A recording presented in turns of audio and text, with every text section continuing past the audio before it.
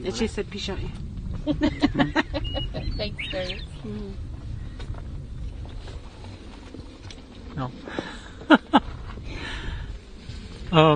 We'd like my auntie said, we'd like supporters to come out and pray with us, stand here and be strong with us. And we just need more people to be out here. We can stop this. We have the teepee here. It'll be staying up. We have a fire going. It'll be going all night, trying to be going all night. But we're just asking for supporters to come out and come pray with us. It don't matter if you go to church or the locals around here. You can come, ranchers, if you oppose this, come on out, because they're going to take your water. They're going to dry your land up. So come and support us. That's all I got to say.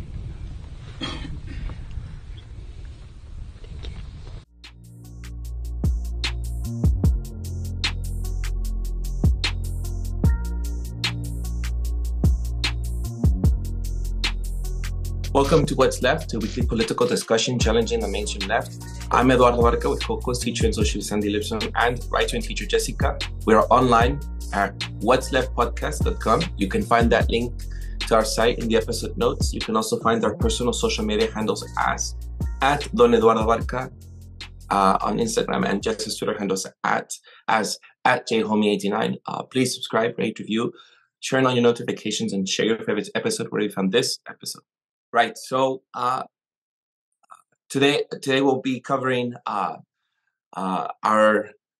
interview with Max Wilbert, organizer, writer, wilderness guide. Max Wilbert is the person that we had wanted to originally have on What's Left when we had recorded, but unfortunately it was a mishap. And then we covered Thacker Pass last week, and so I'm very appreciative, Max, you're here. I don't know if Andy or Jesse want to add anything. Just that I'm really grateful, Max, for you being willing to come back. It was embarrassing, to be honest, just not recording a whole conversation. But I still felt like, at the very least, we got to meet each other, and that it was wonderful. So I'm glad you're back. Yeah, glad to be back with you. And like I said at the time, I have done the exact same thing before, so I'm not one to judge. Right. Well, I guess let's start off with the reflections from that episode that we did with you, Max, that was not recorded, because there was a lot of good stuff on there that I think that we can share with our audience. We're not going to do word verbatim here, but there were points of discussion that I had saved for myself, and I'm sure Jess and Andy had as well, that we would like to just reflect on and reshare with everyone else here. And it might be redundant for us, but it isn't for the audience because they missed out. So I guess we'll start off with, just tell us about yourself, Max. Maybe that's a good place to start. Okay, sure. Well, we already met, but for the listeners who haven't met me, my name is Max Wilbert, and I am a child of the Pacific Northwest. I grew up in Seattle and have spent most of my life in Washington and Oregon. I lived in Salt Lake City for a couple years, and I grew up in a pretty politically active and aware family, so that propelled me into activism of various sorts at a pretty young age. I grew up politically in the post-WTO Seattle, and at that time there was this really interesting political mixture going on in the culture we talked about this last time, the labor movement and the indigenous solidarity movement and environmental movement, and people critiquing corporate power and working for direct democracy and more equal forms of power. All these different movements really collaborating together, seeing in the juggernaut of corporate globalization a unifying force in a way that that brings together all those negative elements and is causing a lot of destruction around the world. So that's what I grew up with, and I think that was a really great situation to come of age in politically, to be in some of these meetings at a young age and just get exposed to people from a lot of different backgrounds, talking from their own perspectives and working to collaborate towards some shared goals. I got involved in environmentalism pretty young. I told the story last episode about how I had a crush on this girl and went with her to a environmental fair and ended up riding on a biodiesel powered Hummer and had a very mixed reaction to that, feeling like this is, at the time, I think this must have been 2000. It was after the invasion of Iraq, and Afghanistan had been a few years before that, obviously. So the wars were raging, and and the Hummer was a symbol of conspicuous consumption and war and oil and energy use and so on. So that was probably the first personal experience I had where I thought to myself, this is being talked about as if it's green, as if it's good for the planet, but it doesn't seem that way. This seems like a rebranding of, sort of window dressing on the fundamentally destructive process of creating a car like this, shipping it across the world, doing all the mining associated with it, fueling it, all of it. So yeah, I got involved in environmentalism and spent a few years doing a lot of personal change, inward focused stuff, changing my lifestyle, changing my consumption habits, my diet, all these different things, which I think are very important, but also pretty isolating and sort of a default mode of engagement within consumeristic, individualistic American society, where I think a lot of places around the world that aren't as individualistic as the US, people would be like, yeah, sure, of course, do those things, but like that's not political organizing. That's not like building power. That's not working to change the society. It's just sort of like a scaffolding, an individual scaffolding.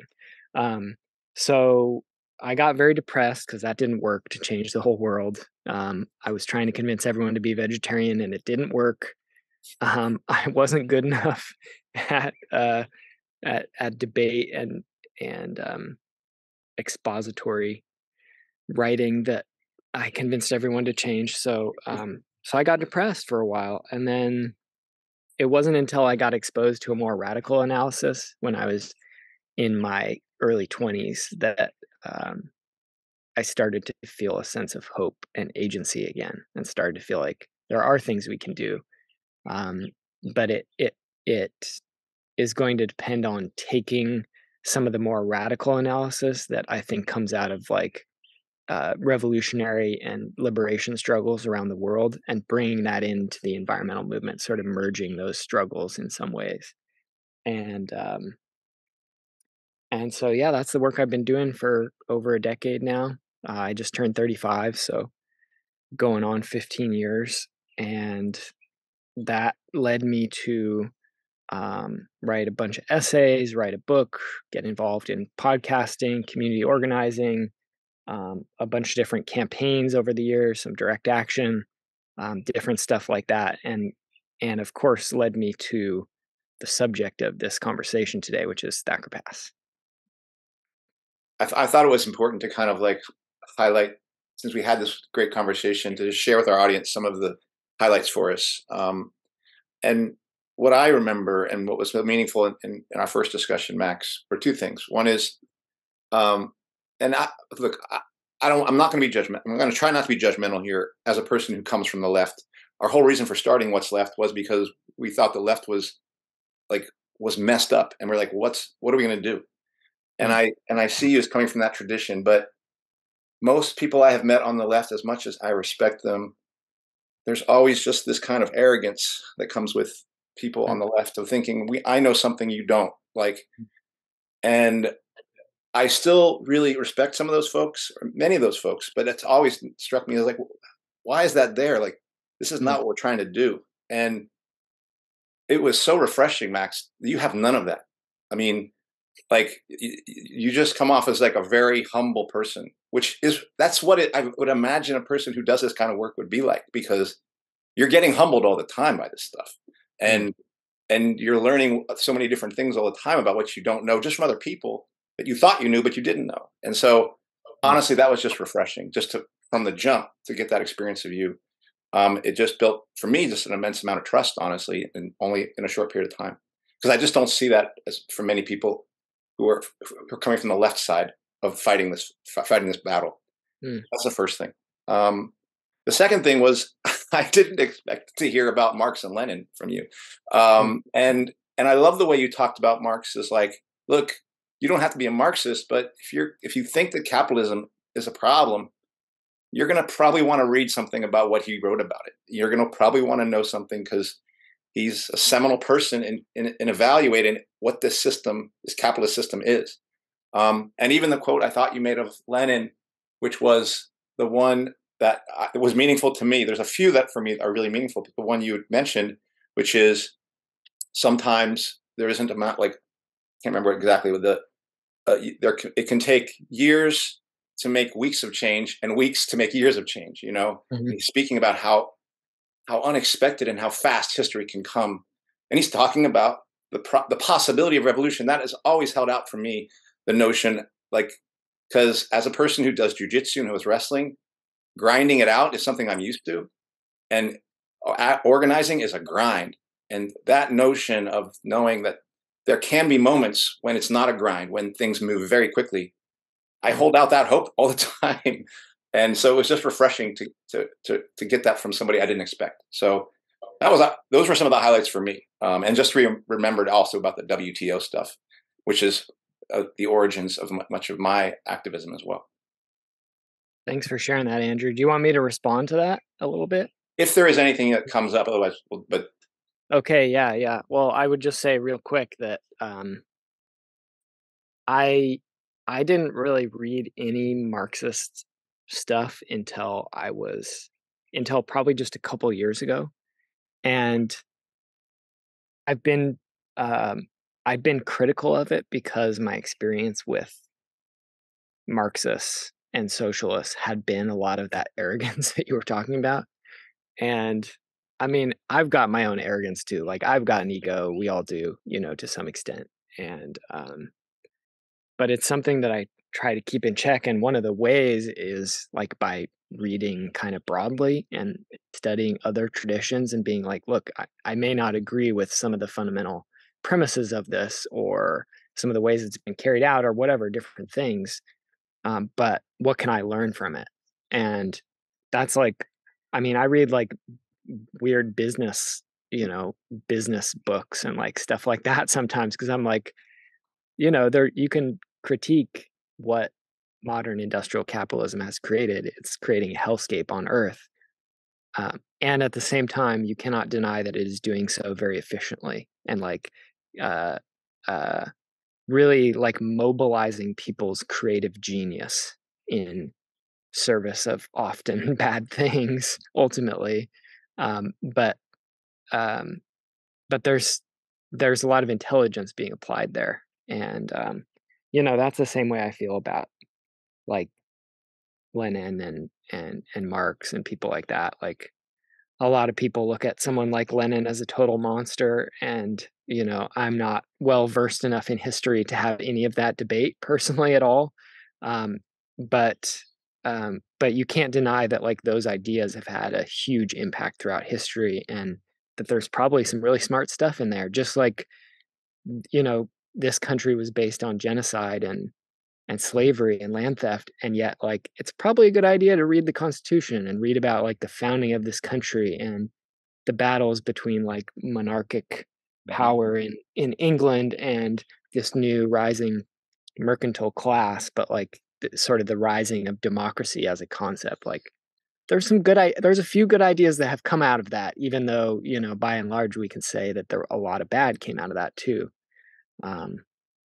So yeah, I think it's worthwhile to just try and read and learn from other people and other traditions, and not be so dogmatic that you're like, you know, you're dead to me. I could never touch this type of material.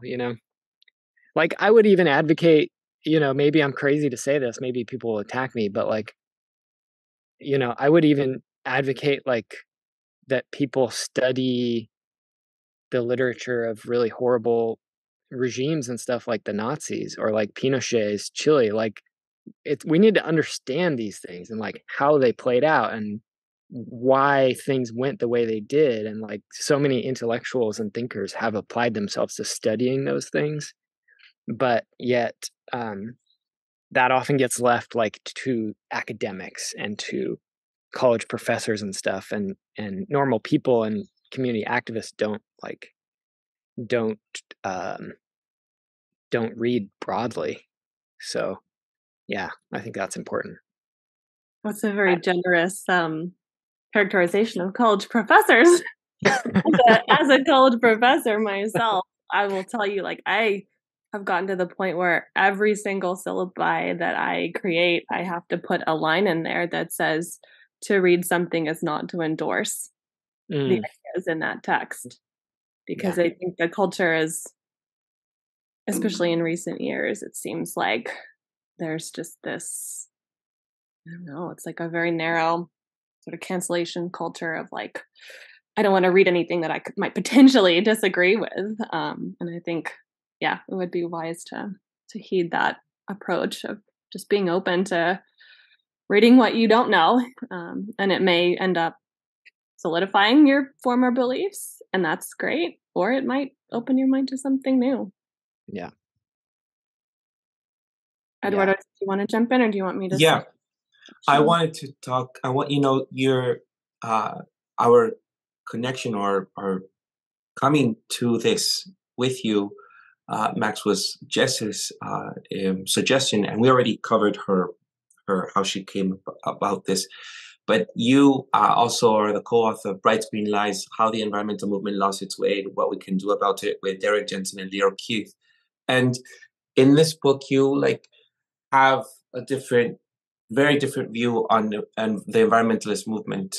And I don't know if you can say more about this and your book, because I think that especially within the left, you find your way, you find that you get into a niche, and then suddenly you have to align everything with this sort of belief or this dogma. And if you are not within this lane, or you do not speak the same talking points, then suddenly you are not a part of the movement, and which is what we're seeing here with the Thacker Pass now. And so I'm not sure if you can just share a bit about that as well. Sure. Yeah. Well, my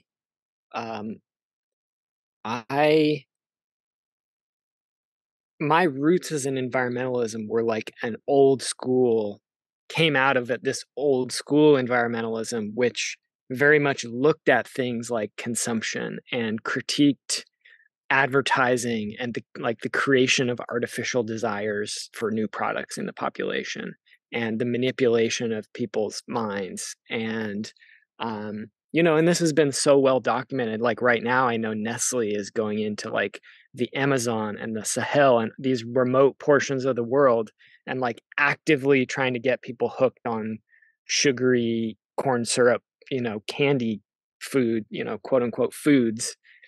And they're doing that deliberately to like expand into new markets and grow. And that may not be killing people as directly as like a bullet to your body, but that's killing people. Like, that is predatory behavior, right? And so I guess I had this more, I would say, rooted. I might go inside because it sounds like the neighbors are doing their dirt bikes. This more rooted environmentalism, rooted in like some of those old school ethics of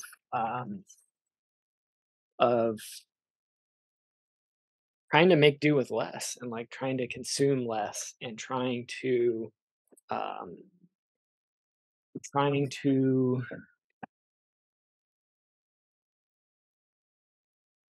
like build an alternative and live an alternative to modern industrial capitalism, and consumeristic American society. And so I think I was already kind of predisposed to question some of the narratives that began to really grow pretty strong, starting like when I was in high school in the early 2000s. And that narrative was around technology being the savior, and around new energy technologies, new green technologies like solar and wind and electric vehicles and energy efficiency and vertical farming and all these different things to allow continued industrial growth of society using the same paradigm basically that has existed in the past, but making it sustainable, like taking the same structure, the same superstructure of society, and like retrofitting it so that it's not causing global warming, so that it's, not using as much water, so that it's being kinder to the soil, these different things. And I was already predisposed to question that, I think, just because I understood, I already knew how much media lies to us, like how easy it is to manipulate public opinion about these types of issues by, running ad campaigns and, viral marketing and undercover, like product placement and all these different types of things that are happening all the time, all around us. I started to see that really creep into the environmental movement too. I started to see environmentalists partnering more and more with businesses. And I know this began before this. It really picked up steam, I think, in the late 80s and going into the 90s. But the 2000s was when it really started to become mainstream for that to happen. And then, the 2010s, it like just skyrocketed, went exponential. And now that's like everywhere in our society that, you go buy a thing of Coke at the store. I don't drink Coke, but I see it, and it's like got a little eco-friendly label on it. And it's like, this is made from recycled plastic. And like almost every product is advertising its environmental credentials in one way or another. And the point, of course, is not that those credentials are real. Like in many cases, they're not significantly different than the products were before, but now they're just advertising it. They're using it as a selling point. So like a good example of this is Costa Rica, where Costa Rica has gotten most of their electricity from dams for decades, for as long as they've had electricity. And recently, like over the past 10, 15 years, they've started to advertise basically how Costa Rica gets all of their power from green energy because dams are sustainable and supposedly they don't emit carbon. But of course, that's not true. Dams, especially in the tropics, emit a ton of carbon because the reservoirs like trap all the organic material behind them, and it basically rots in the bottom of the reservoir and produces a ton of methane, which is a more powerful greenhouse gas than carbon dioxide. So reservoirs behind dams are a significant source of greenhouse gases on a global scale. So this I started to see this greenwashing coming, and I still kind of, felt like, well, solar and wind may be a little bit better than fossil fuels and what came before. But then I just started to research more and more. I started to learn about peak oil.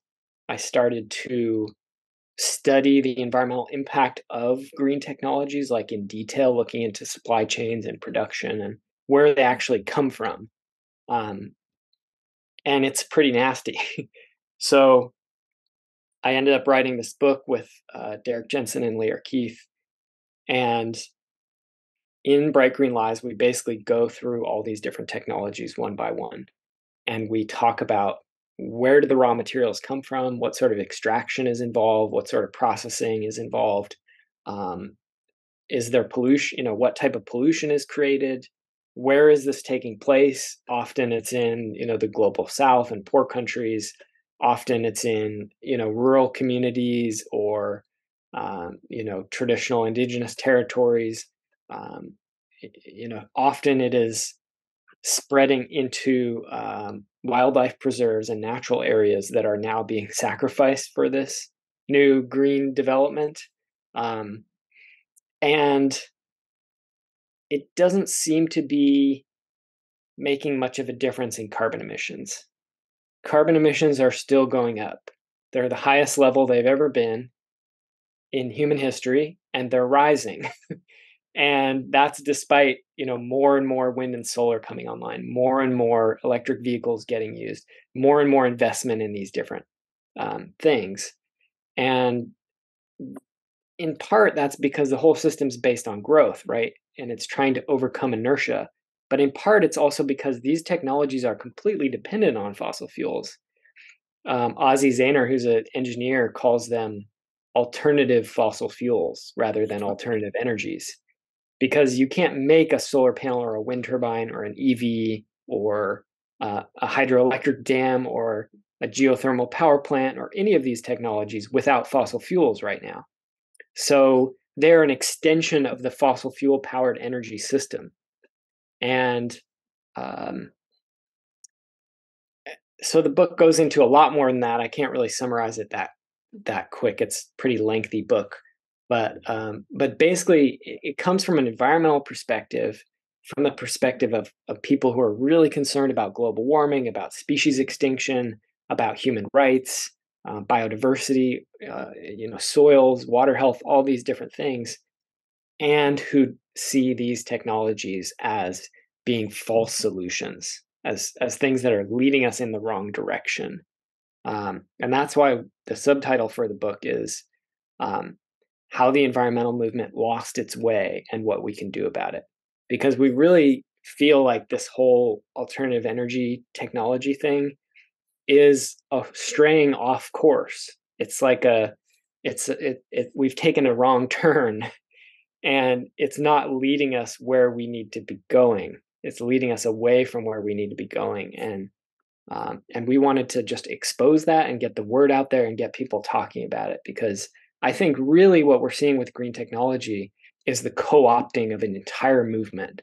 The environmental movement used to understand that, logging is connected to warfare and imperialism, and that global warming is deeply connected to capitalism and the plight of workers around the world, and that all of these issues are deeply interlinked, that, overpopulation is an environmental issue, and it's an issue of patriarchy and feminism, and that these struggles, like making progress in these areas, means addressing some of the power structures that we have in our society, means fundamental, even revolutionary change in our political structures, our power systems of power, our institutions, and that is an inherently political project.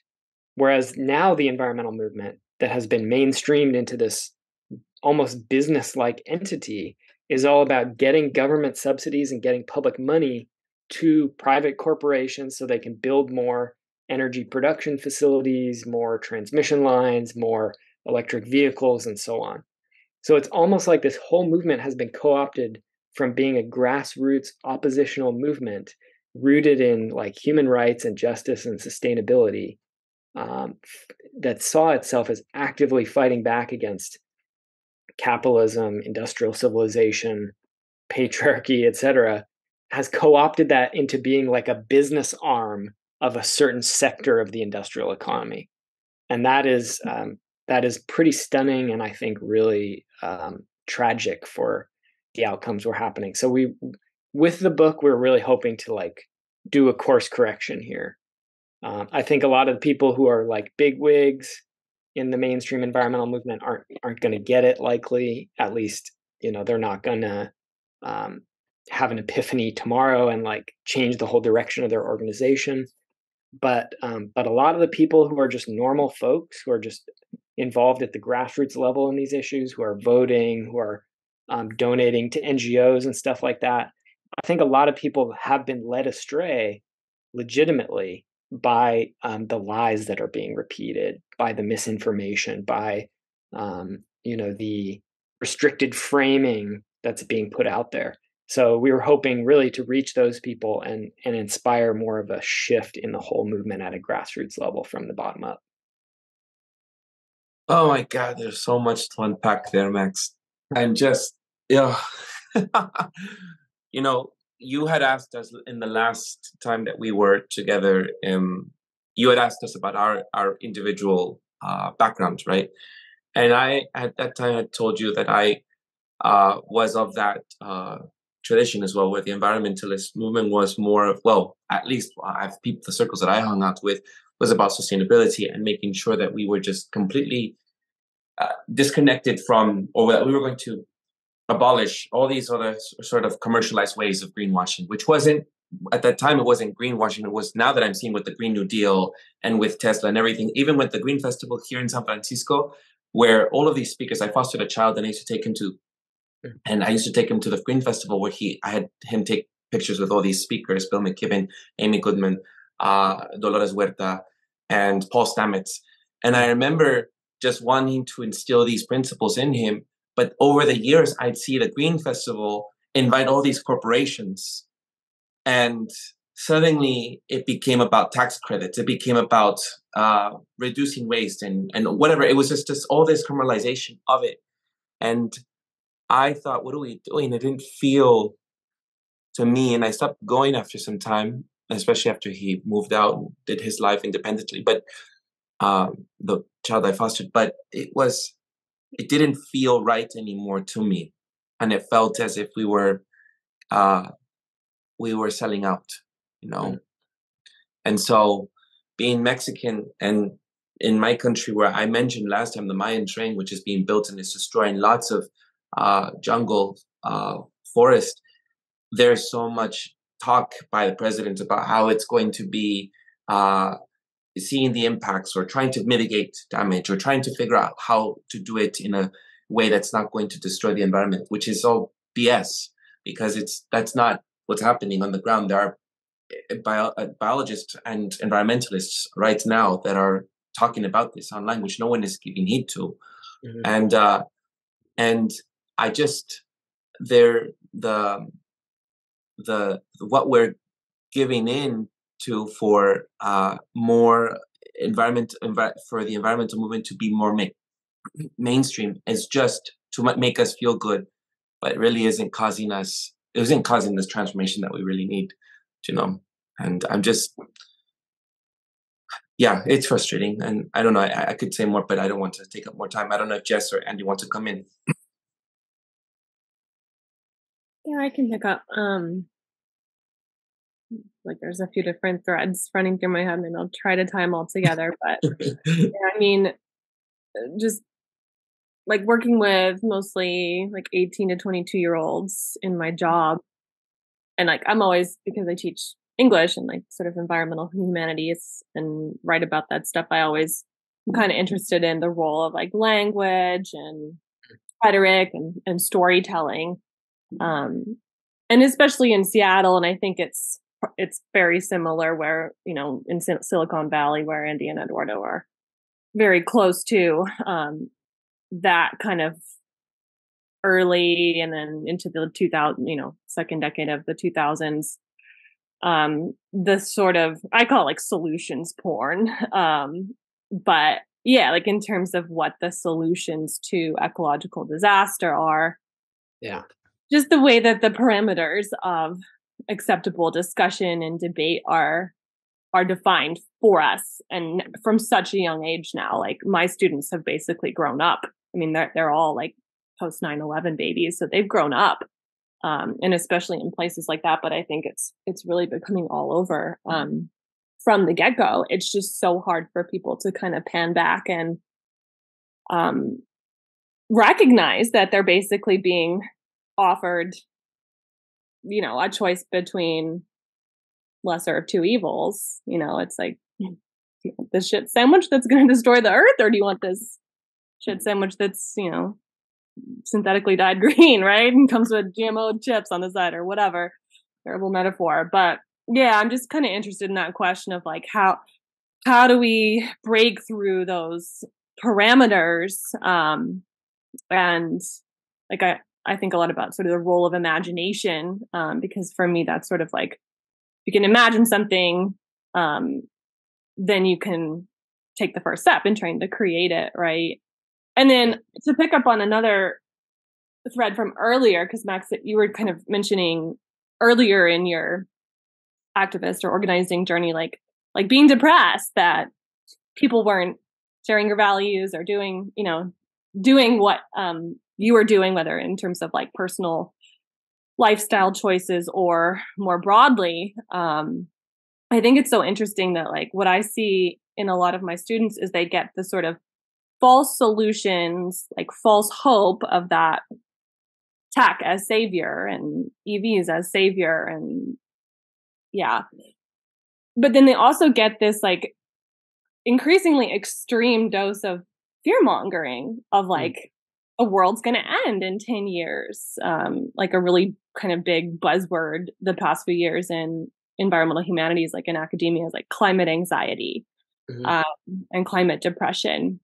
And I think sometimes I think it kind of gets twisted and like weaponized, but I do see it. Like, I think it's a real thing for sure among all sorts of different people who care about the environment, and then even young people who are just not even necessarily like invested in that particular struggle, but who are just growing up being told like, you shouldn't have kids because like it's apocalypse, right? And I think like, just to kind of tie back, like I never said my reflections on the past conversation, but like one thing that I mentioned I really like about your writing, Max, and then like one of my favorite kind of parts of our previous conversation was just kind of hearing you talk about like going to Thacker Pass initially, and like just describing like what your own experience of the land was like, and like what animals did you discover lived there, and what, how did it look during sunrise and sunset, and just stuff like that. Because I think for me, I mean, obviously there's a place for mental health and all of that kind of stuff when it comes to climate anxiety or like activist fatigue. But I think for me, like the most fundamental seedling for a solution to both the broad problems, like ecological problems, and in terms of our own well-being, is like the magic of our planet, right? And like getting to experience that. Like I love that. I know it's like overquoted, but I love that Aldo Leopold quote about like, we can only be, what is it? You probably know. We can only be ethical in relation to something that we can see and understand and love, right? And have faith in. And we can't be everywhere at once, but I think, oftentimes like the best remedy for ecologically related anxiety or depression is literally nature, like just going outside. And then, in some cases taking it a step further, like you did, and like, let's go camp out and try to save this particular place that we care about. And that is also kind of a microcosm for this larger struggle. So just, I don't know. I mean, that's what I try to come back to myself when I get depressed and frustrated, is just like the magic of whatever, the bees in my garden, and trying to instill that in my students, like whether we're reading texts or talking about sort of strategies or talking about solutions, to actually like anchor it there, because I think it just gets lost and sort of displaced a lot of times in these discussions about political policy. And oh my gosh, I have to close my window. There's a lot of wind coming in. Okay, I'll stop there. Yeah, thanks, Jessica. That makes a lot of sense. And I enjoyed that part of the conversation too. I was glad you pointed that out last time, because that to me is such an important part of all this, is that it's so easy to get wrapped up. Like the corporations and the government, they want us to operate from this hyper scientific, hyper rational perspective all the time, because they have dominance in that area. Like they have the money to pay all the experts. They have all the PhDs. They have like massive research institutions to work on all these different things. they dominate that arena. And you look at like an environmental impact statement process for like the Thacker Pass lithium mine, and it's like thousands of pages of technical documentation, like geology, hydrology, biology, all these wildlife studies, cultural studies, like thousands of pages of archaeological findings, all laid out in this particular fashion. And like bureaucracy is weaponized by governments and corporations against people. And I think it's one of those cases where like sometimes it's often important to fight in that realm too, to like try and meet them at that level and stonewall them. But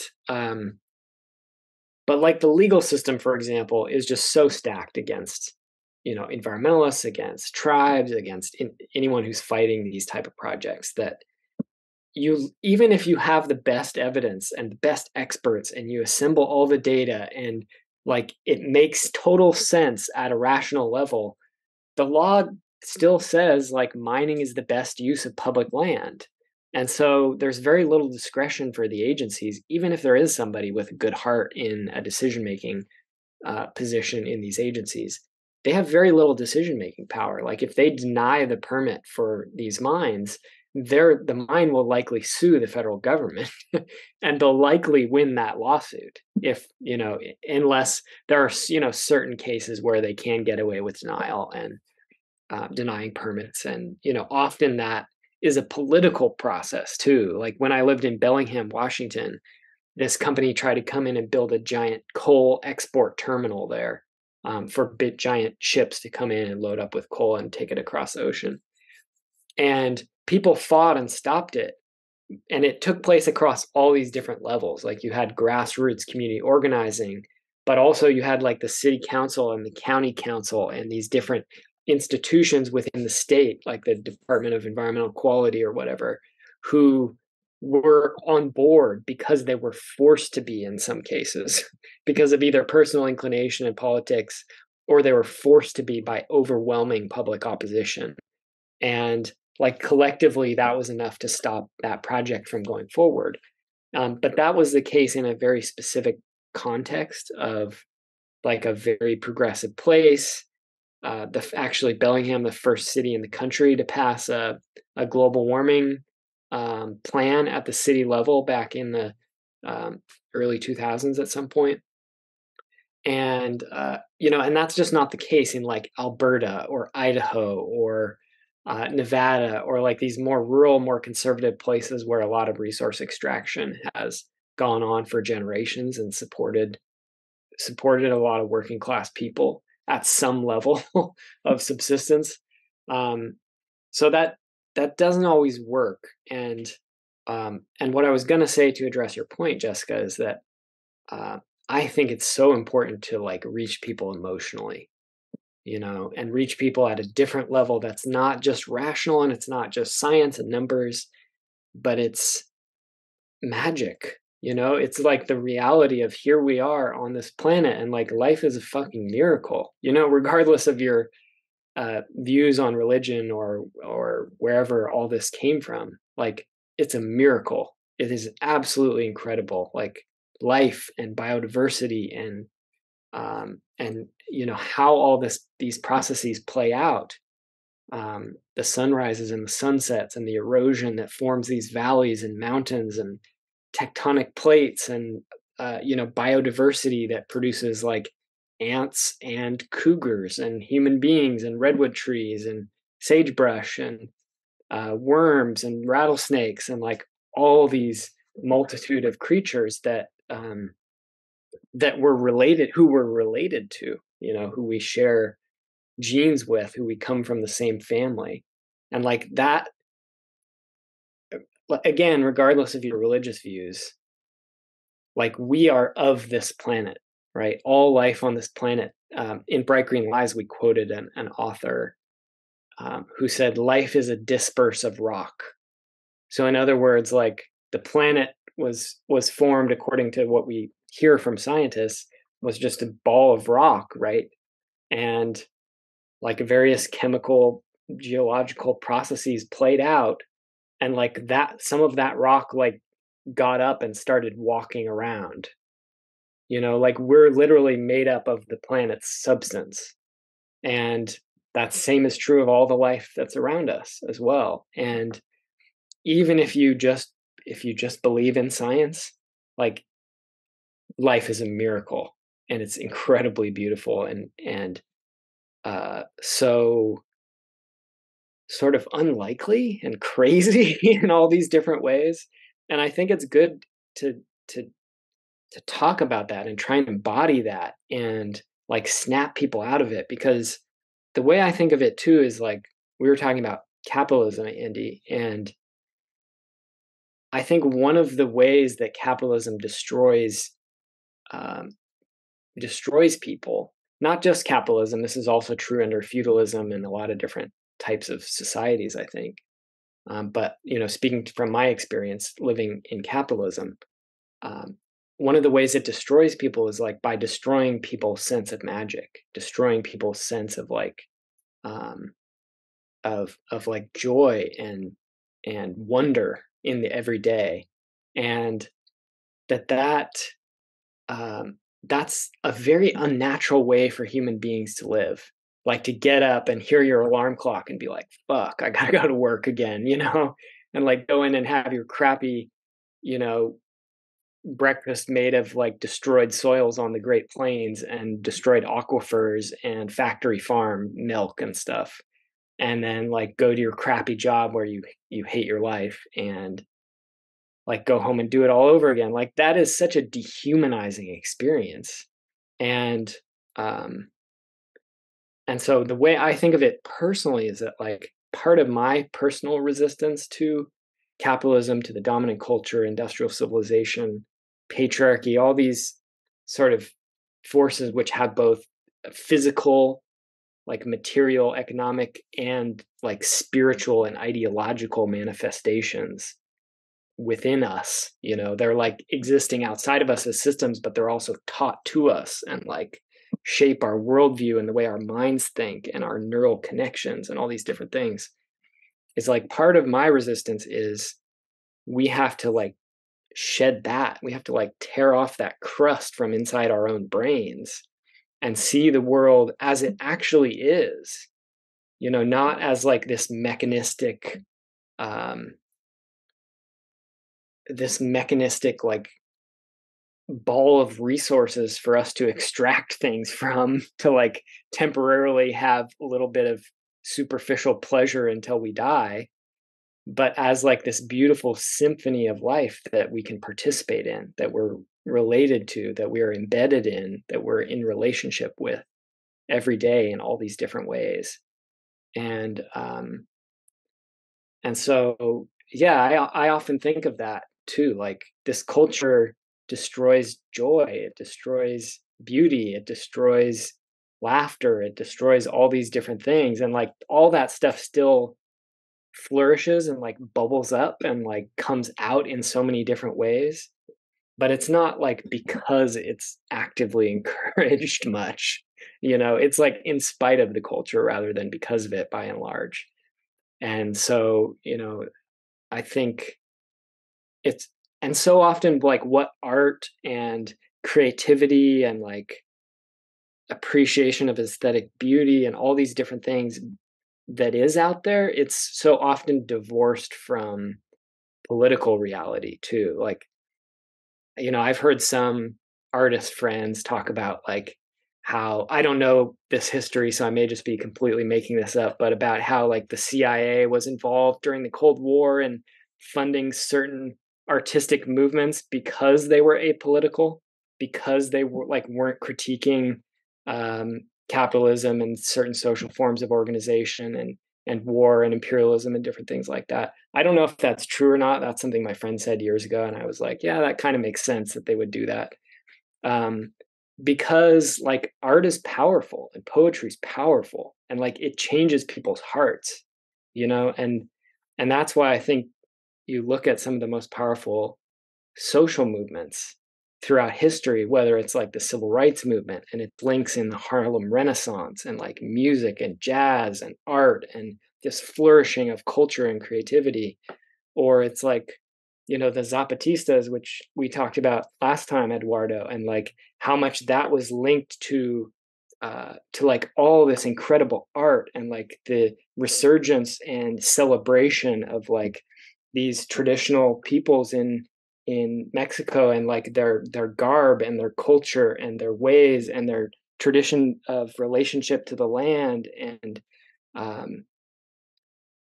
or whether it's, I don't know, all these different movements like the Irish independence struggles, and its links to like the Gaelic revival and the flourishing of like the language coming back, art coming back, like a real cultural revitalization. I think those things often don't get linked as much as they should, and I think like some artists don't I think like go far enough in their politics or like take that seriously. They get sucked down this sort of capitalistic, not even capitalistic artistic rabbit hole, because I do believe that like art shouldn't have to be political. Like art can just be for its own sake and be for the sake of beauty, like, and it should be for that sake most of the time. It's only because we're in this crappy situation that like it ends up being that way. But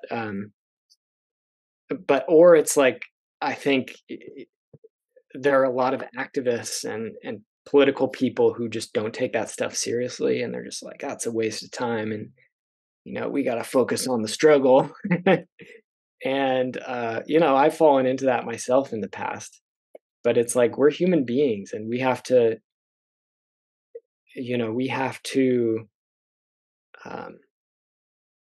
live.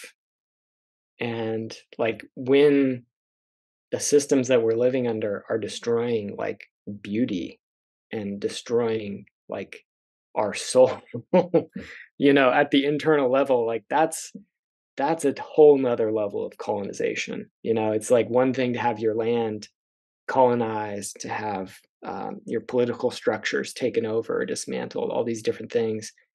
But now we're in this like late stage capitalism situation where the frontiers of colonization are like inside the body, inside the psyche, inside the mind and the soul. And so you have like Tinder and Bumble and all these different apps and stuff that are like monetizing and tracking like all the things around love and romance and attraction and sexuality and like, and porn, like capitalizing that thing. It's really like an enclosure of the commons type situation, but it's like the human heart, and the same thing with all these different areas of. Anyway, I'm just rambling now, but that's what I do sometimes. I've got a big mouth, as I've said before. Well, I think that brings us back to Thacker Pass, because for me, what's important about the struggle that you with your comrades, and I think I would like to hear, if you can, an update and anything you wanted to add from our last episode, where we talked about essentially the people fighting against the placement of the creation of a lithium mine in this beautiful, silent, dark territory. Dark meaning, it can be so dark at night, which is not true in most urban areas. That has a history to it, a history of colonization to it, a history of the destruction of indigenous societies. And it's not to be a guilt trip, but just to say that that's part of our history, and people who were hurt by this are now being doubly hurt by this saying, we're going to rip it up, not for you, but for us. And the reason I think it's so important for me is I do feel, whether we call this late stage capitalism, this place that capitalism's at with data collection and artificial intelligence, it's not just threatening. It is actively taking and saying, well, we can have a machine produce art. We can have a machine do what you just did. We can have a machine teach what you just taught. And trying to sell us that, like that's somehow a good thing. And it's literally stripping us of humanity, and we don't even necessarily know it. and we're actually, some of us are agreeing to it out of a notion of efficiency. And the process of doing that, lithium is going to figure, is one of the resources that is going to figure prominently in that, because it's going to be about batteries. And they say it's going to be about batteries because they need something to make their machines move autonomously. And, because the things they relied on before were laborers and workers that had blood pumping through them. And now they want not chemically powered, or not the chemical of CO2 and ATP, cleavage and things like that, but battery production, which is lithium and ions and things like that. And they plan on replacing us, and they're gonna. And so these people who are fighting this, and you're one of them, are saying, no, we're not. We don't accept this future, and we're going to stop you from doing this, or we're willing to try to do that. And I feel like it's just a very important struggle in terms of to highlight what we all must be doing. I am definitely of the mind, as a person, as a teacher who's watching AI being talked about as something that's going to be individually teaching students. And now AI is actually being used to evaluate the teaching of teachers so that they can get the AI to collect the data of all the media. Like we're basically supposed to produce video and then have the AI tell us what a master teacher used to tell us. Now the AI is going to tell us, what were you doing wrong with that student? As it essentially reads my actions, reads the response of the students, and learns from that. It's literally the accelerating my replacement and accelerating the machine coming in on the educational process. So there's something to be stopped there as well. And so we all have fronts upon which we have to fight this. And so I guess I'm wondering, where do you feel like things are at with regards to Thacker Pass and that struggle? And maybe if there's anything that you thought from our last episode, if there's anything that you thought we didn't quite touch on that you can bring to this as well. Yeah, well, so the Thacker Pass fight continues, which is amazing to me, because there have been a lot of times, honestly, where I've felt defeated in this process. Like there have been some grim times throughout this, because it's big power that we've set ourselves against at Thacker Pass, like this multi-billion-dollar corporation. Now they're supported by General Motors, who's agreed to buy all the lithium that they produce, biggest car manufacturer in North America. Then you've got the federal government completely on their side, providing funding, providing a massive loan to them with very favorable conditions, which probably amounts to like a multi-billion-dollar subsidy. And then you've got the state government and the county government, who are also lined up behind the project. So there have been a lot of times that I felt like it was over, but amazingly, it just continues. And it continues because people are sacrificing and doing the work to make it happen. So the latest happenings are that we've sort of moved into a whole new phase. There was the first phase of the campaign was the protest camp that we set up, that was in place there for most of 2021. And I was there for that entire year. And the second phase was the lawsuit. So there were multiple lawsuits filed by 3 Native American tribes, 4 environmental organizations, and 1 local rancher. Those lawsuits concluded in January of this year. And the judge basically rejected all the arguments in those lawsuits. The protest camp that we set up got shut down because of threats being made against us. The federal government fined us almost $50,000, which we're still fighting right now. We haven't had to pay that yet, but that's in progress. That's a whole other battle behind the scenes. And, sort of a strategic measure as well. Like the lawsuits were taking front and center stage at that point. With winter setting in, numbers dwindling at the camp, we decided to close it down. So what's happened since January is, first, the environmental groups appealed their lawsuit to the Ninth Circuit Court of Appeals. They're almost certainly going to lose. It's just another one of those situations where the laws really suck. They were written in favor of corporations. The law that governs mining in the United States on public land was written in 1872 and has barely changed since then. Ulysses S. Grant was president at the time. He signed this law.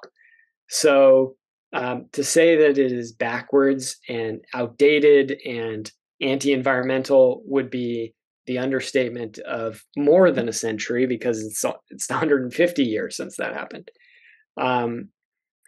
The three tribes filed a new lawsuit. They didn't appeal the original lawsuit that they lost, but they actually filed a new lawsuit, bringing new arguments in federal district court in Reno. That lawsuit is ongoing.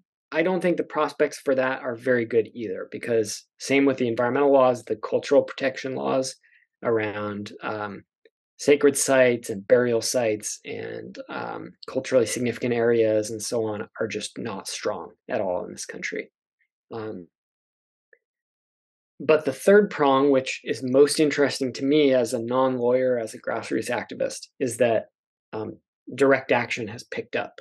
So on April 25th, a group of people, including myself, led by some Native American elders from the Fort McDermott Paiute Shoshone tribe and the Pyramid Lake Paiute tribe, went to the site and held a prayer on the site, blocking a road, and shut down construction for the whole day. That was just one day, but then on May 11th, another group went out. I was also there, and set up a teepee blocking the water pipeline for the project. And that was May 11th. We're recording this on May 21st. So it's been a week and a half, and that teepee is still in place. A second teepee got set up at a different location along the water pipeline route. People have been coming in and out of the camp, visiting, joining in the prayer, joining in the ongoing ceremony, and standing against the destruction of this place. It's very powerful symbolically, because the people who are leading this are direct descendants of a man named Oksam. Oksam was one of the only survivors of an 1865 massacre of Paiute people that was committed by the U.S. Army. So on September 12th, 1865, these soldiers were camped across from Thacker Pass. They saw campfires in the early morning, and they rode across the valley, rode their horses, heading west towards Thacker Pass, and they attacked a camp of Paiute men, women, children, elders, and they killed almost all of them. Surprise attack. They killed almost all of them, dozens, possibly as many as 50, possibly more. The numbers are unclear. But this man, Oksam, was a young man at the time, and he jumped on a horse and escaped. And as he escaped, he headed west, right along the route that right now this water pipeline is being constructed. And so now, 130 years later, or 170 years later, my math is bad, his direct descendants have set up camp on the route, like right where he fled from that massacre. His whole family was killed in that massacre. So also the ancestors of these people were killed running along this path, running in this area right there. And now his direct descendants have set up camp there and said, you can't continue to destroy and desecrate our ancestors' resting place like this. This is a sacred place to us, and we're not going to allow this. And so they've asked, these elders and spiritual leaders have asked for people to come out and join them, come out and support them, to come out to the camp, whether it's for a day or a week or longer. And I was on site for the first couple days, and then I got some legal threats from Lithium Nevada, targeting me specifically, which, of course, they want they want me to be the leader. They always want like a clear leadership structure so that they can target one person or a couple people. But I'm just not the leader of this. I was there and I was in support, but I'm not the leader. And so I was able to leave and am supporting from here how I can, helping spread the word. And that camp is in place. It's strong. It's powerful. The word is going out. A lot of the network that was built for Standing Rock is starting to be activated, and people are converging on this site. And more broadly, I think this is helping to educate people that this green technology issue is not as simple as it has been sold to us. It's not as easy as we'll just switch to electric vehicles and solar and wind and everything will be fine. It's just not true. The Department of Energy, I think, estimates that there will need to be 42 times as much lithium production to meet electric vehicle demand, like by 2050 or something like that. I'm not exactly sure of the target date. But that's 42 lithium mines for every one that's happening now. And there's one in the United States, one active lithium mine in the United States. So that's opening 42 new significant open pit mines, largely open pit mines or lithium brine extraction facilities within a matter of a decade or two.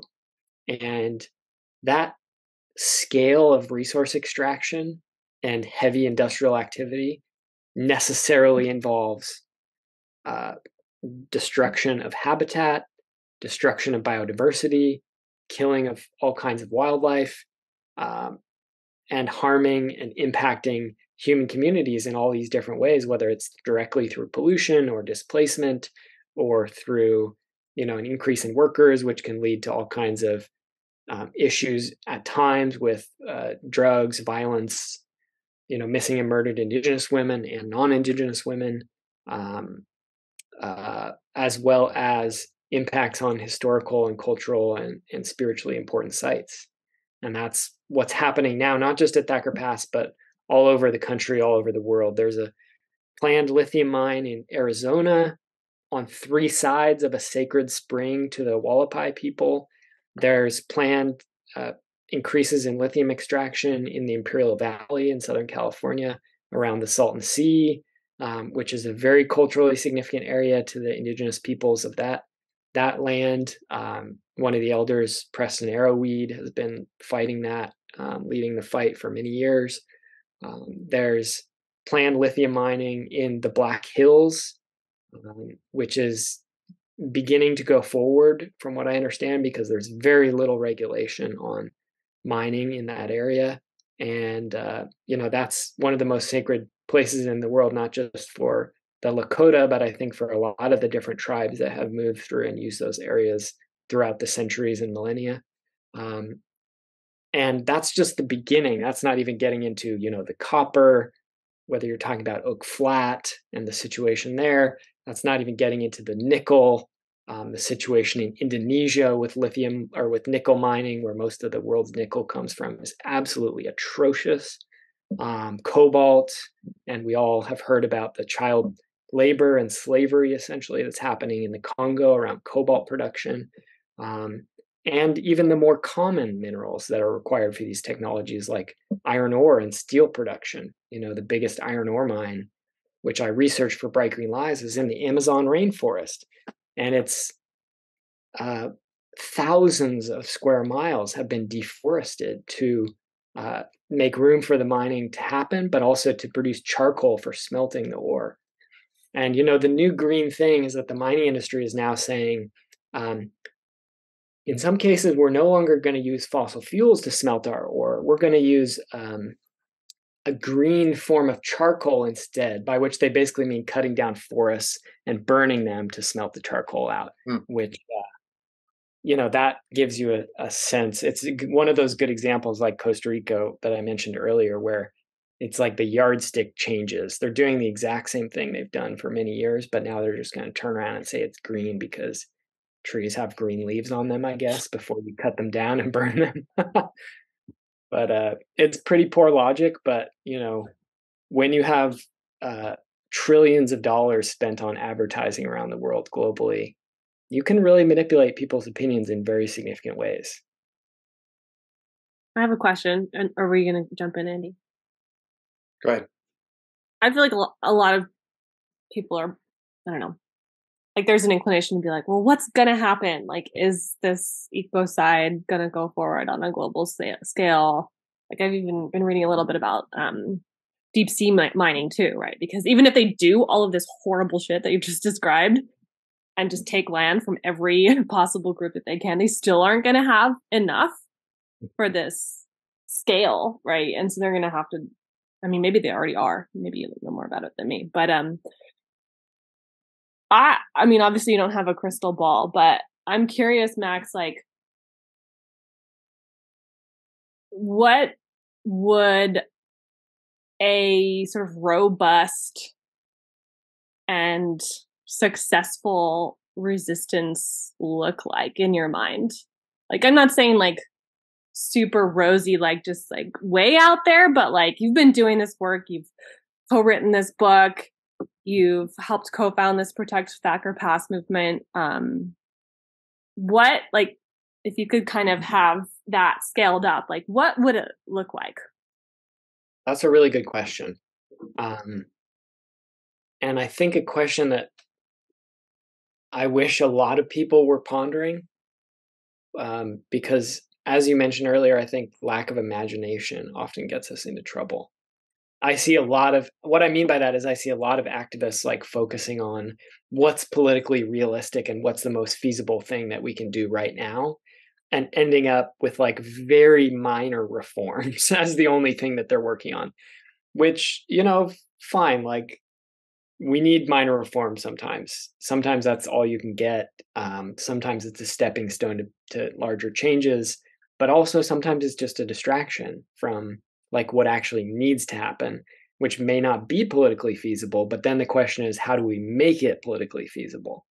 And so that's one of the things we wanted to do with Thacker Pass, is like shift the Overton window of acceptable discussion. And I think we've managed to do that to some extent.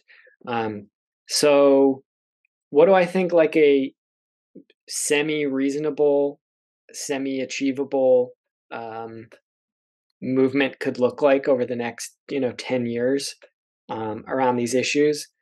I think that for me would look like the mainstreaming of degrowth rhetoric across politics, like the mainstreaming of the idea that not only is climate change an issue, but economic growth itself is a big problem and something that needs to halt. And we need to start seriously talking about and developing plans for halting economic growth and contracting the size of global economies deliberately. Because if that's not done deliberately, the planet is going to do it for us in very nasty ways that none of us are going to like. Like, that's what happens when you overshoot carrying capacity, when you draw down resources, when you take more water than is getting recharged naturally, when you change the climate, when you destroy soils, is that like that stuff comes back to bite you eventually. And that looks like breakdown of society, which is already happening in different parts of the world. Like, one of my best friends is from Pakistan, and she always says, like, you want to see what the future is going to be like in this country, like, look at Pakistan. It's like, all these like religious and sectarian divisions, a lot of internal violence. It's a nuclear armed state, but like there's all these ongoing battles between different political parties, and the military is sort of the most important institution and powerful institution in the country. You have like increased population growth despite the total collapse of the environment accelerating, and greater heat waves and breakdown of agricultural systems with more extreme weather happening. It's just like, it's a bad situation, right? And that that's just a little taste of where I think the world is likely to be headed in the next 50 to 100 years, if things don't change significantly.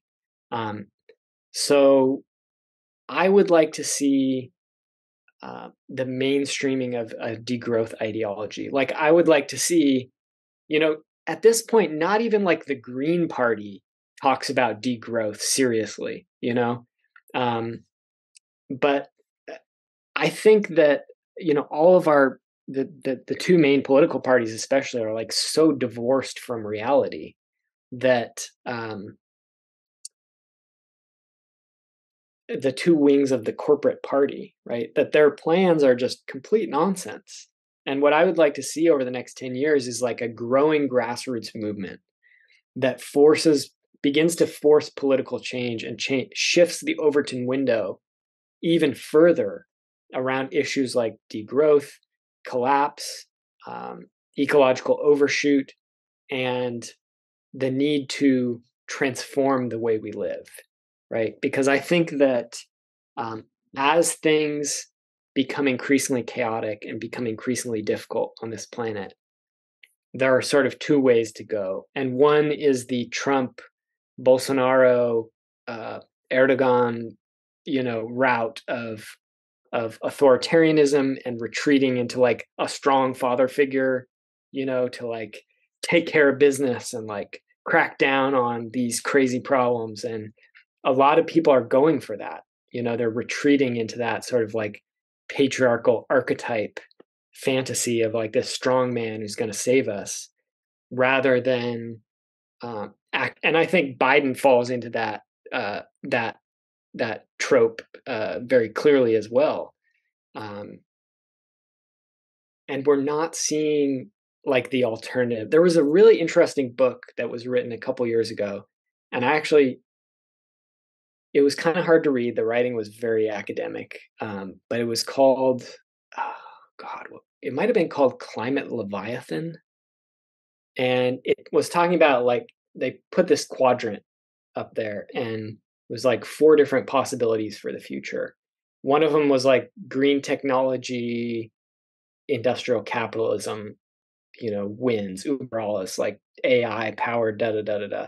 The other one was like China becomes the ascendant world power, and we have this sort of socialistic mega machine, authoritarian, technological development thing that's like not quite capitalist in an American sense, but is still similar and like pretty nightmarish. One was like breakdown of society, and that's where things can go. And the other one, the author is called Climate X. And they talked about that as being largely unknown and sort of grassroots and emerging from people's movements to fight fossil fuel infrastructure and fight the destruction of the planet in these different ways, and emerging from the grassroots with a real sense of like sustainability, justice, human rights, women's rights, and recognizing that like top-down authoritarian responses to global warming are going to become increasingly attractive to governments and to, and already are, and to big corporations and to the wealthy and to many people who have been raised in sort of authoritarian patriarchal power structures. And that road is like, that's kind of the road that we're on. That's like the geoengineering nuclear power road. It's like the hammer, it's the hammer response to these issues. And that's a grim place, but that's sort of the road that we're on. And I think that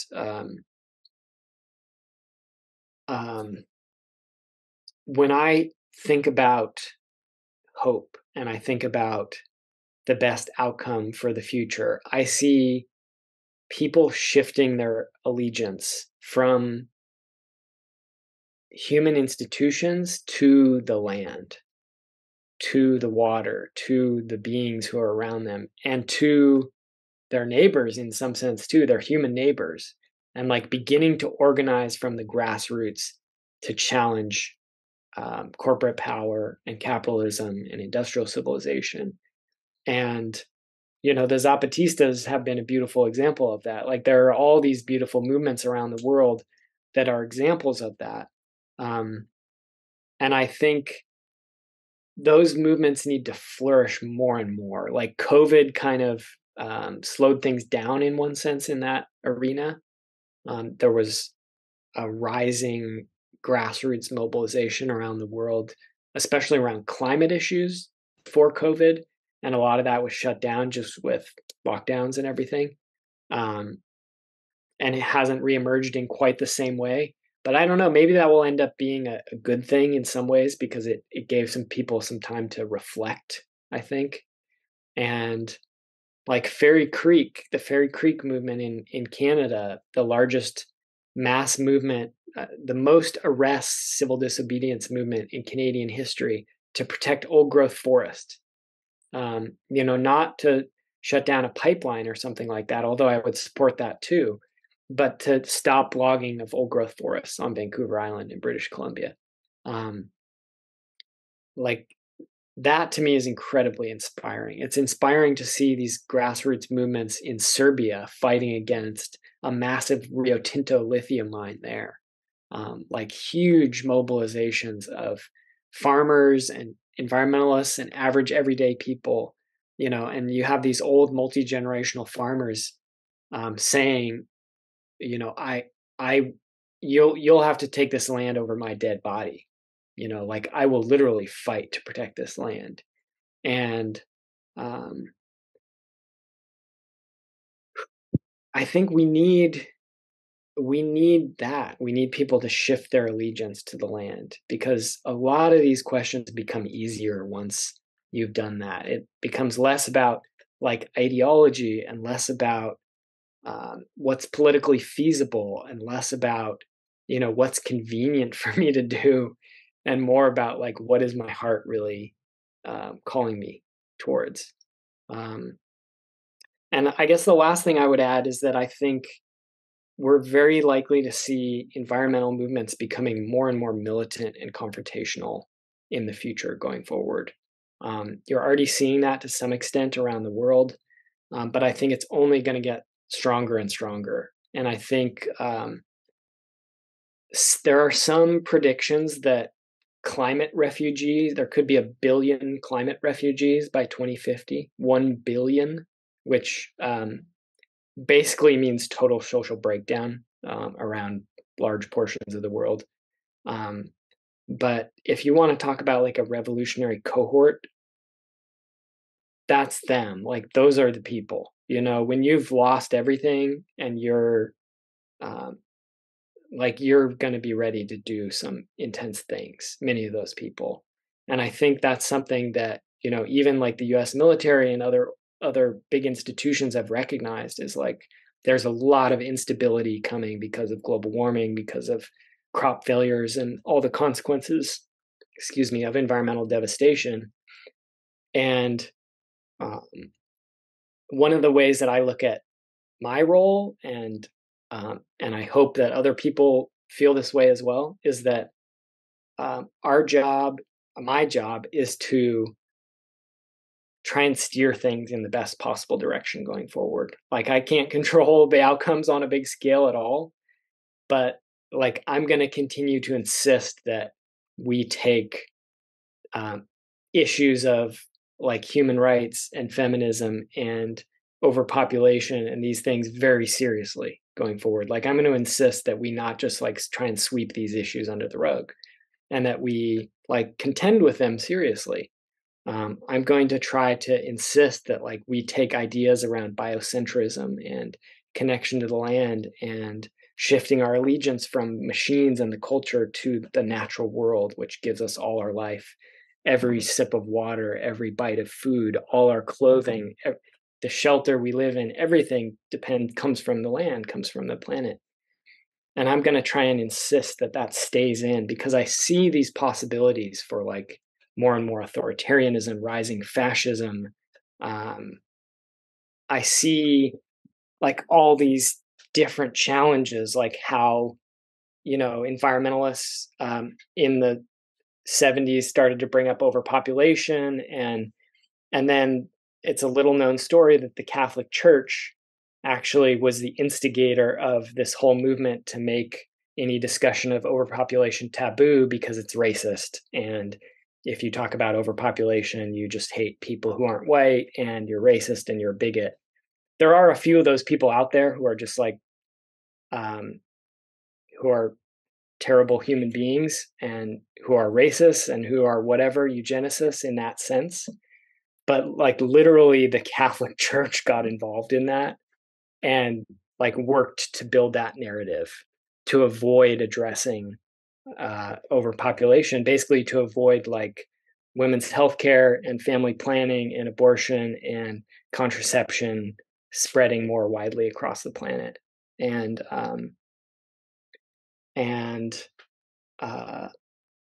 you know, I think there are a lot of these situations where we're trying to like thread the needle, you know, we're trying to thread the needle. Like the left is pretty crazy. The right is really crazy.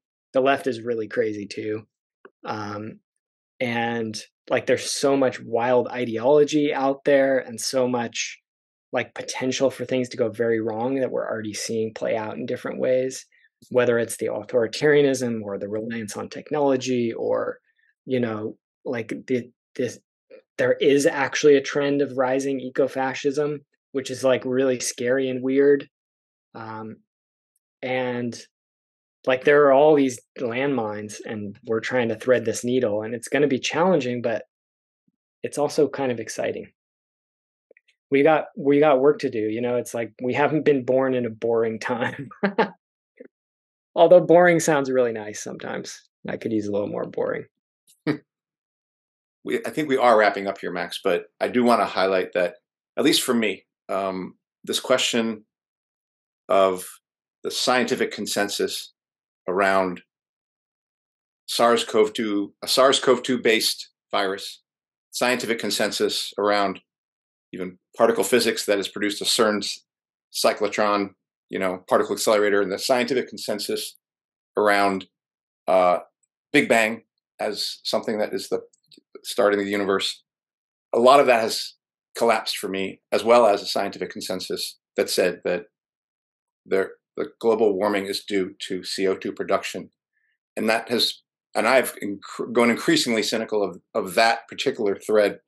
I don't question that capitalism is destroying the environment.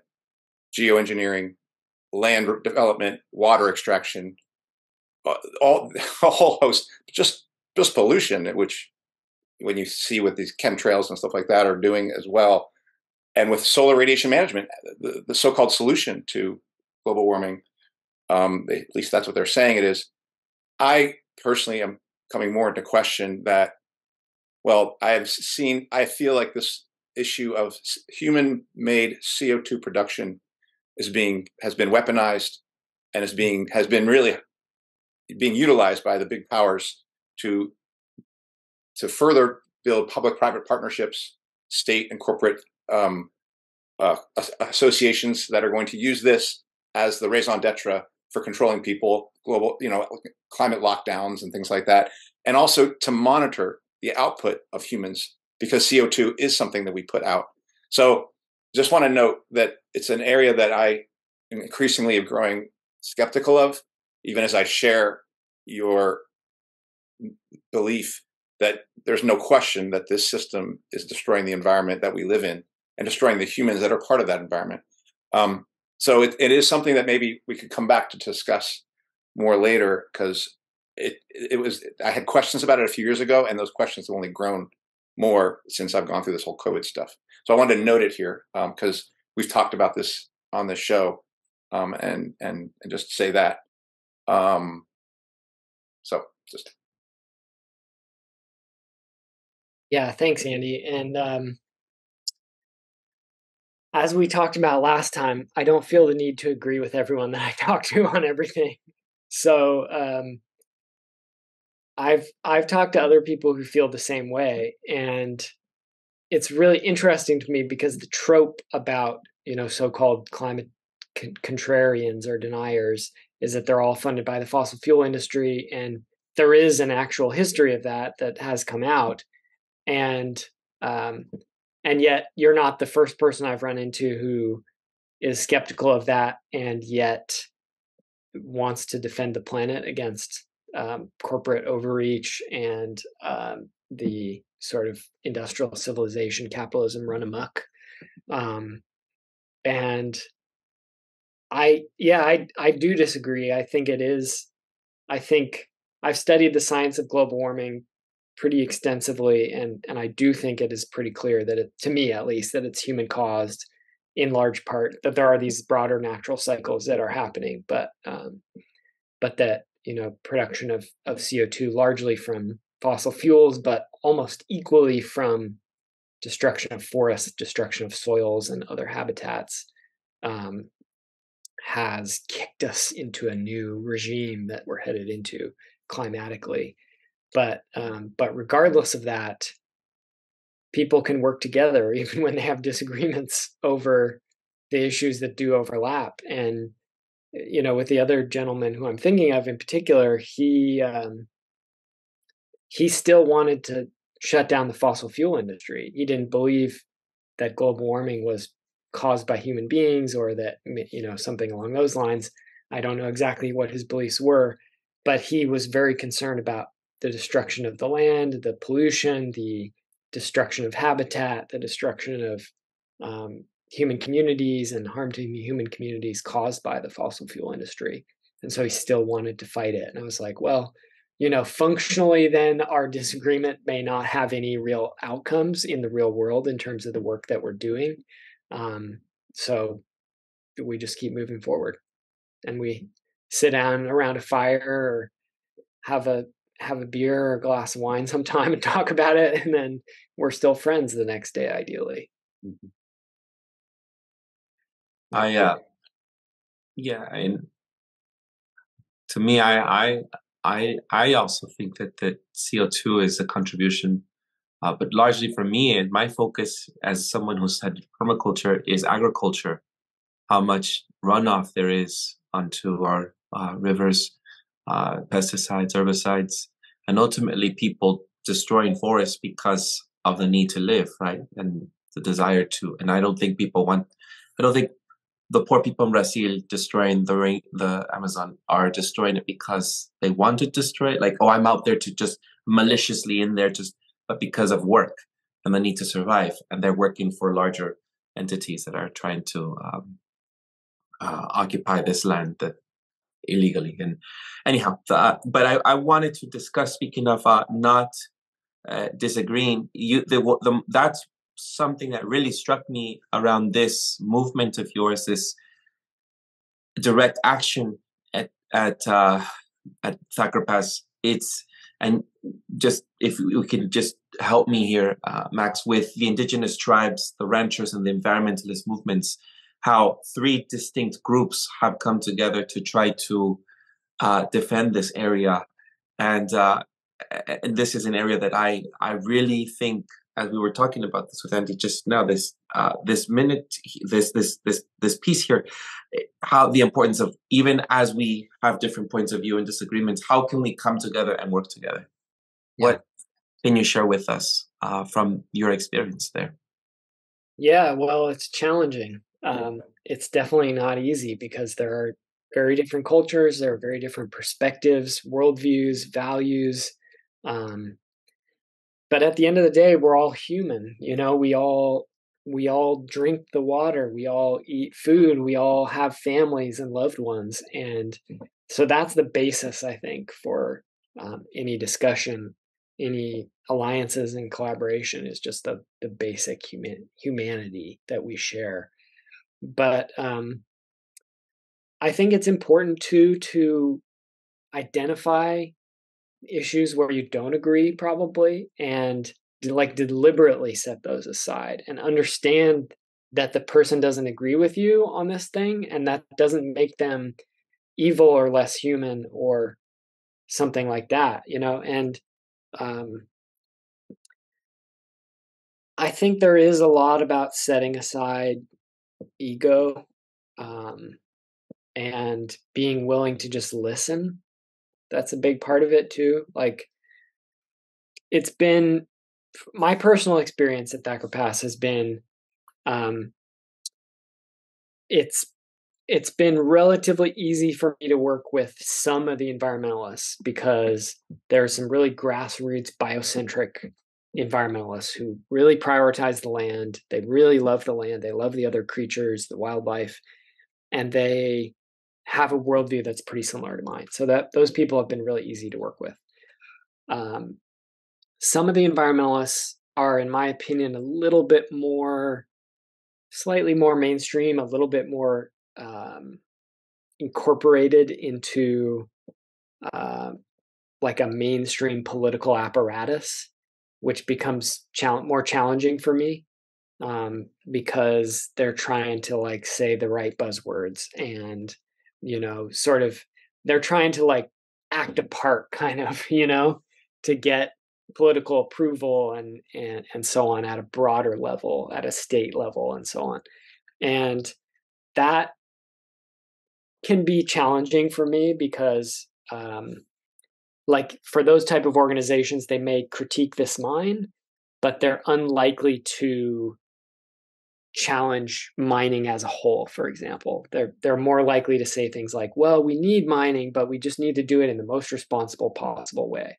Or, you know, we need lithium, and, you know, if they're going to develop the Thacker Pass mine, we think it's really important that they follow the law and they do it with the best possible environmental protections.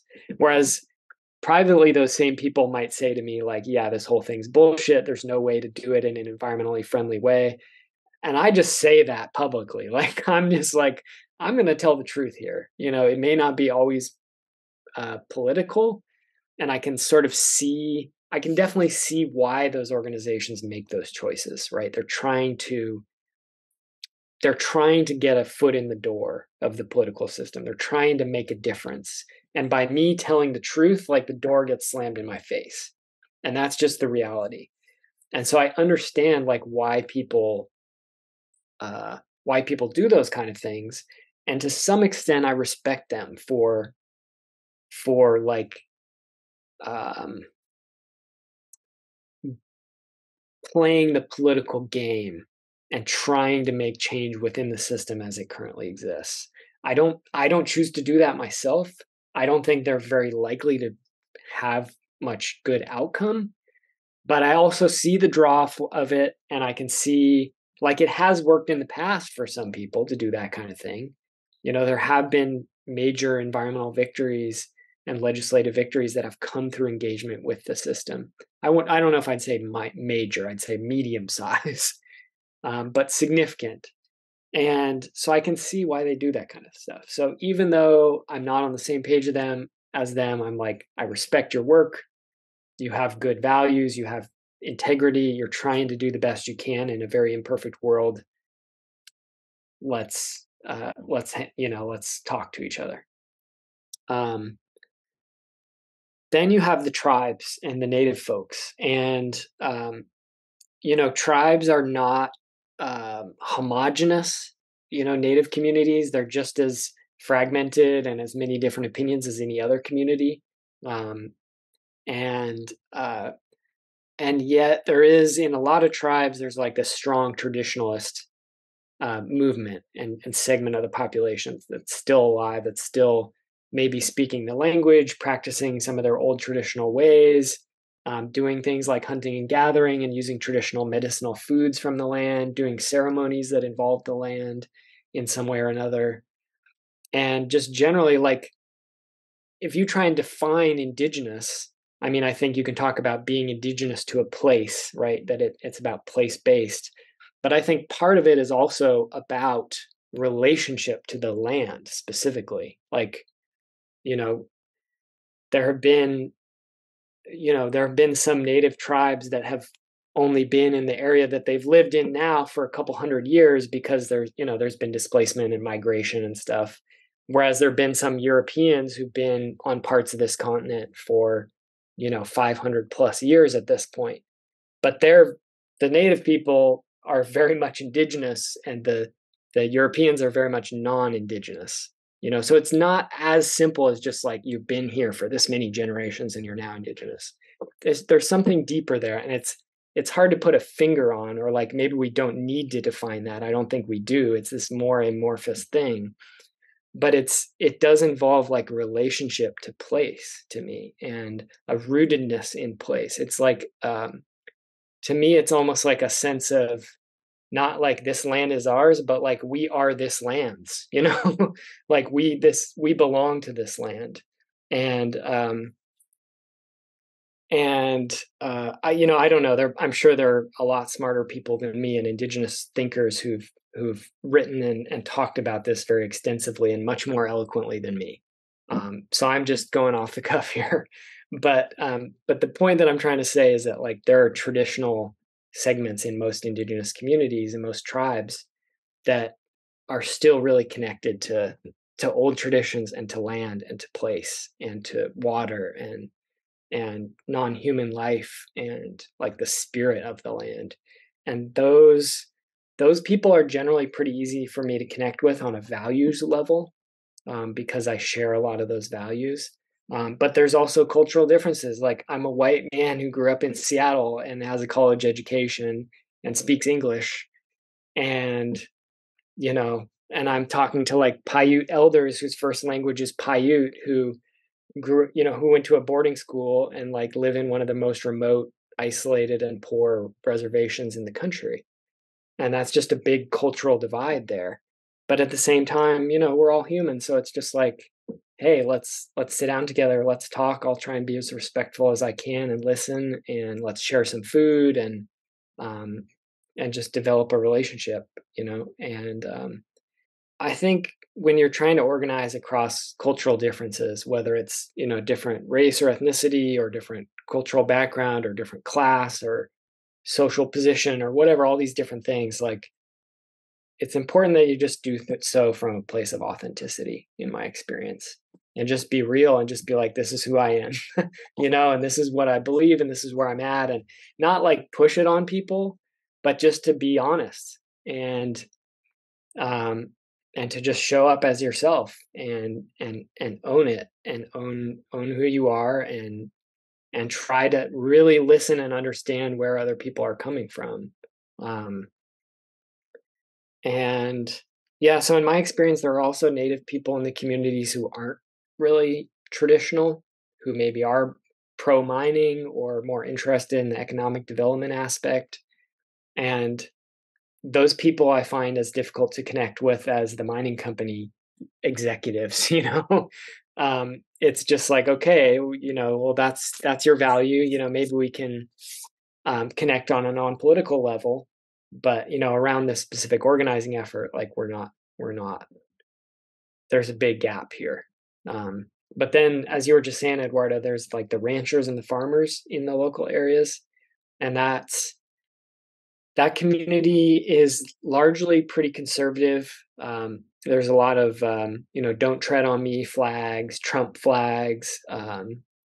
Certainly not entirely. There's a pretty big community of Spanish-speaking farm workers, but as is often the case in like rural conservative areas, they're like, a lot of them probably don't speak much English, and they're kind of like on the outskirts politically. I don't think they feel politically empowered at all because they're living kind of tenuously, like in a, none of them own land, and like they're just there doing work to try and get by and feed their families. So it's mostly these white farmers and ranchers who are pretty conservative, and a lot of them are against the mine though, because they are worried about the pollution. They're worried about all these trucks full of chemicals going past their kids' school. And in many cases, they're hunters who go up and hunt birds or deer or something up where they want to build this mine. And they don't want to see that. So there's interesting overlaps there. One of them, like you mentioned, Eduardo, this one woman told me multiple times that she doesn't think women should have the right to vote, which I thought was a joke at first. And then I realized she wasn't joking. I didn't know what to say. I didn't know how to connect with her after that, to tell the truth. But I just try and connect with people in a real way as much as I can, because, we are all human, and like, I'm friends with some of these conservative folks on Facebook now, and I like see them posting about their kids and like, oh, the flowers in my garden are looking really good this year, and I'm like, okay, like people are basically the same, and we may have different views based on different knowledge and different understanding, different education, different cultural upbringing, but like they're people too. They're just people, and we're all flawed, and we're all probably right about some things that we believe and probably wrong about some things that we believe, and hopefully open to changing and learning and talking with other people who have different views than us. And we also all don't want to, none of us want to get lectured or like told that we're wrong. So that's a big thing for me, I guess, in these conversations, is like, even when I disagree with someone, if they say something I disagree with, I'm not going to be like, let's fight about it. You know, I might not bring it up at all, you know, because like, I think in political organizing work, like, to some extent at the relationship building level, like relationship comes first before the politics. And like, if we can't just have a conversation and like sit down and eat lunch together or something, or like just chat and have small talk, like we're never going to be able to organize together, you know, we're never going to be able to get anything done together. And so that's the first level, is like just being willing to connect with people. And then usually when you do that, like the conversation comes around to the important stuff, you know, and you can bring it there and say like, well, I'm concerned about this, or we've been thinking about doing this. And, you know, what do you think? What's your opinion? And yeah, I don't know.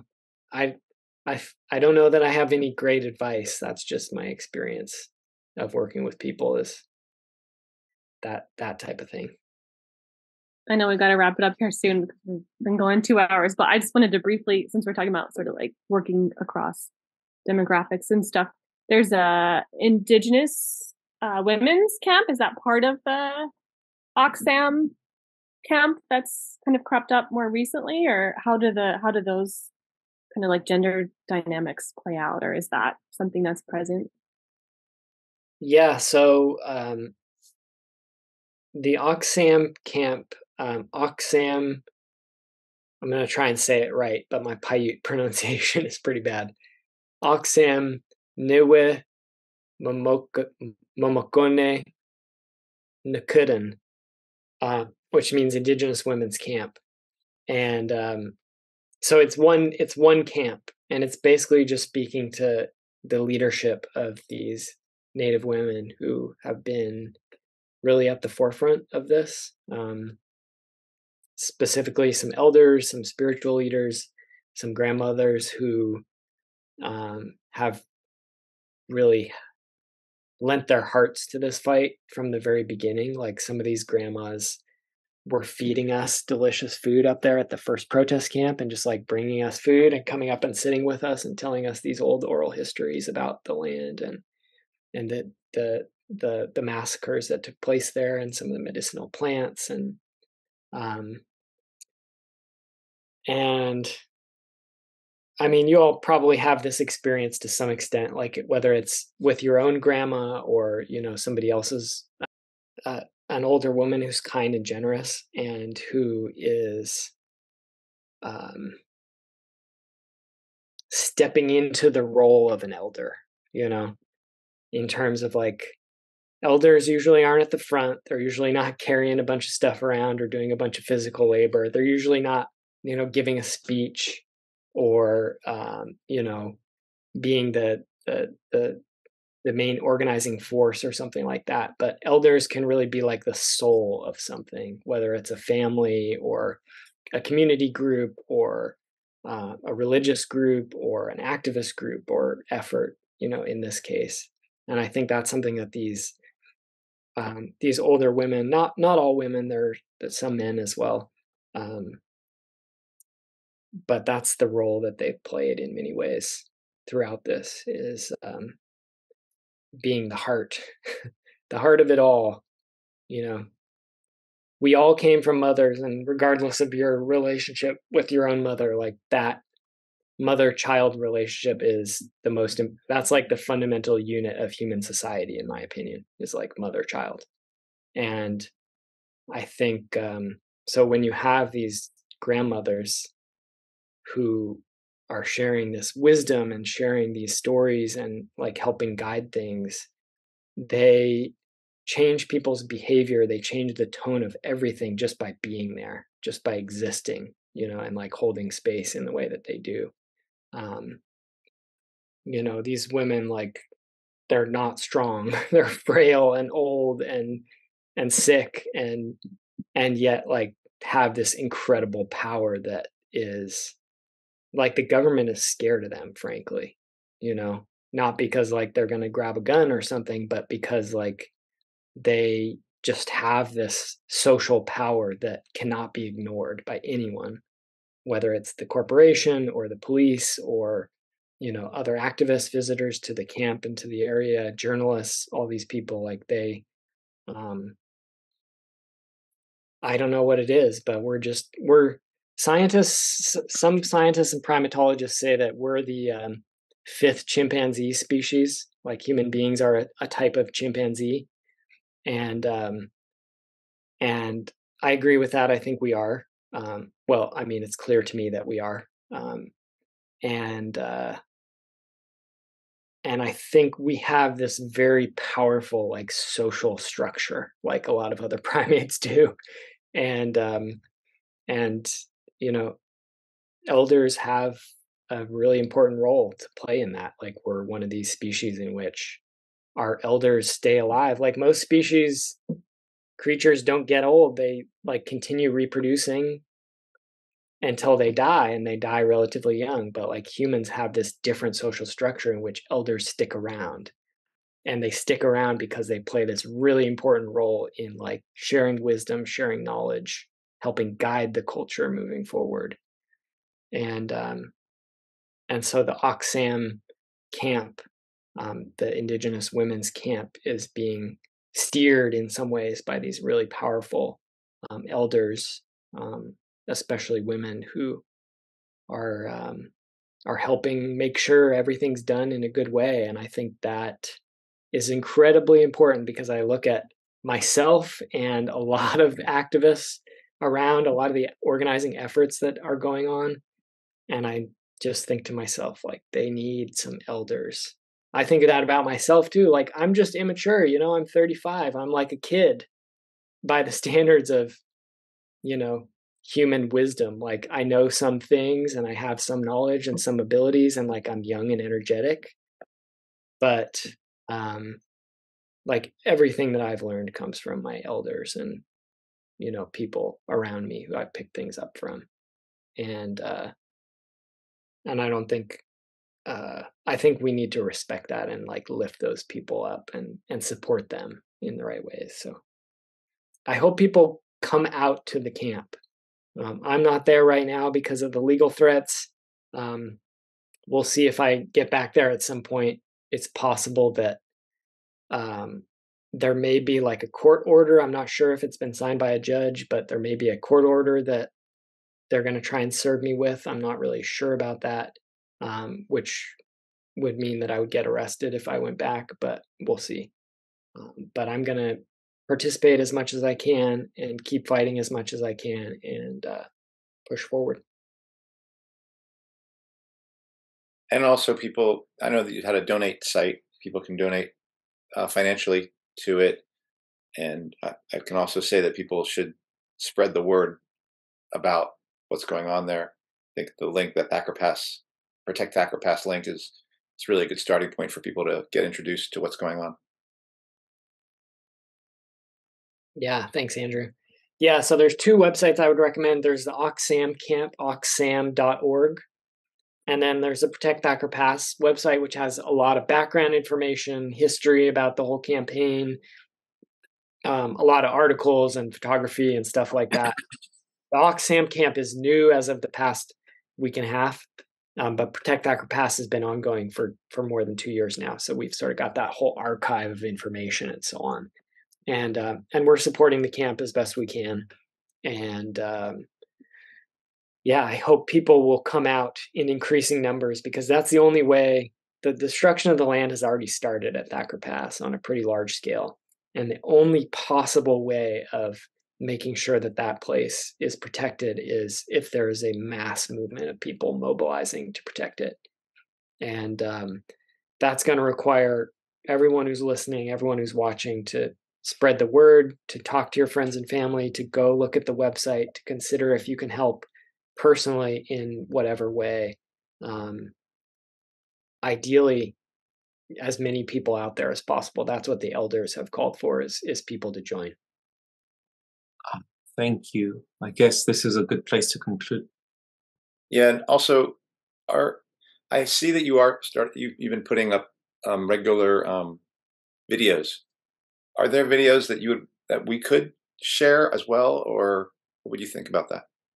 Yeah, I think anything that's on Protect Thacker Pass, I know you're welcome to share, and I think anything that's on Oxfam camp, you'd be welcome to share as well. I've seen that material getting shared around widely, and I don't think they're,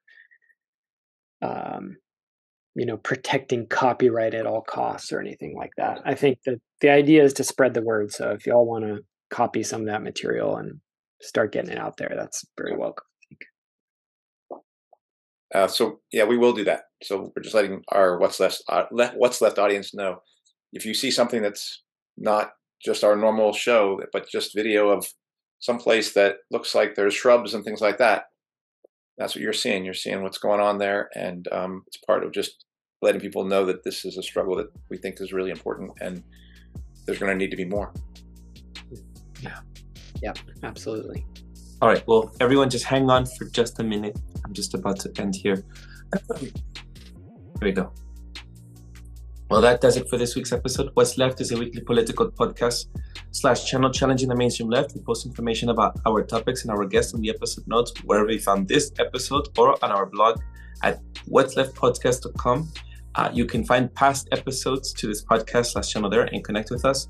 I remind folks, if you like anything you have heard here, please subscribe, rate, review, turn on your notifications to any of our platforms on Spotify, iTunes Podcast, Stitcher, Google Play, Bitchute, Odysee, YouTube, Rumble, or Telegram. And you can find our blog and any of those links in the episode notes wherever you found this episode.